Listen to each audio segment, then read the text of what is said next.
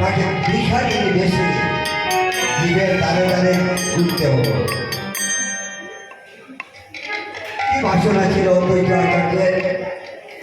এই কলিযুগে গৌরবতারে ওই যে দেখেন পঞ্চতত্ত্ব, এরা কেউ কিন্তু একজন এক শক্তি না, যেমন গৌরসুন্দর রাধারণ কৃষ্ণ মিলিত হয়ে একজন, নিত্যানন্দ প্রভু চন্দ্রাবলী আর তাপনের দ্বারা বলরাম দুজন মিলিত হয়ে একজন, অদ্বৈত আচার্য মহাবিষ্ণু আর মহাদেব দুজন মিলে একজন।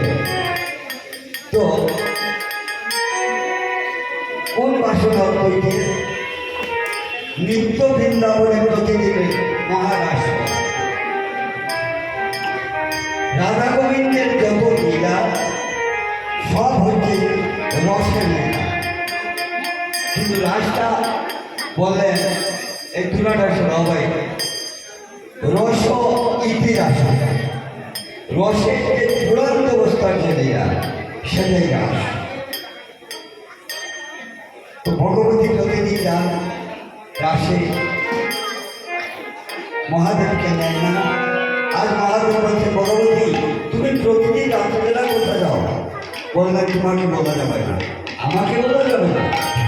দেখুন কোথা প্রতিদিন রাত্রিবেলা তোমরা এই চলে যাবে, ভোরবেলা আসবে, আর আমাকে বলা যাবে না। আচ্ছা বলুন তো মা, কোনো বাড়িতে যদি ভোর প্রতিদিন রাত্রে বাইরে চলে যায়, বলে না কোথায় যাচ্ছে, সেই পরিবারে কি হবে? আগুন লাগবে। তোমাকে বলছে আমাকে বলতে হবে, আর যদি না বলো তোমার দেওয়া নিচ্ছে। ভগবতী দেখলেন আজ আর দেওয়া হবে, বলে স্বামী আমি এই রাস করছো, রাস তুমি আমাকে নিয়ে যাবে। না না না না তোমাকে নিতে হবে তো, নাহলে তোমার দেওয়া হবে না। ভগবতী বারবার মানা করছেন, স্বামী ওখানে তোমাকে ঢুকতে দেবে না, কারণ রাসে কোনো পুরুষ ঢুকতে পারে না, শুধু মহিলা। বলেন আমি জানি না, যদি পুরুষ ঢুকতে দেয় না তুমি আমাকে কাজ করো, আমাদের সাজাইয়া